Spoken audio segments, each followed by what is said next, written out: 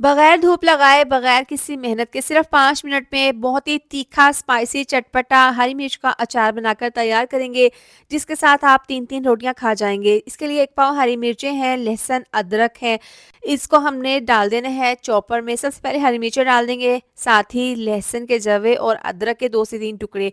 ये डालने के बाद हम इनको हमने मोटा-सा क्रश कर लेना है चॉपर में। इस मिक्सचर को एक बाउल में निकालेंगे, पैन में डाल देंगे 1 चम्मच मेथी दाना, 2 चम्मच सौंफ, साबुत धनिया और जीरा 1 चम्मच डालकर हल्का-सा रोस्ट करने के बाद मिक्सी जार में इसका पाउडर बना लेंगे। 1 कप डाल देंगे पैन में सरसों का तेल, इसको गरम कर लेंगे। अब हरी मिर्च जो क्रश की थी, हमने चॉप की थी, इसमें 1 चम्मच नमक डाल देंगे, 1 चम्मच पिसी हुई लाल मिर्च, आधी चम्मच हल्दी पाउडर, 1 चम्मच कलौंजी डाल देंगे। साथ ही इसमें हमने जो भून कर रखा था मसाला वो डाल देंगे, इसको मैंने मिक्सी जार में पीस लिया था, मिक्स कर लेंगे।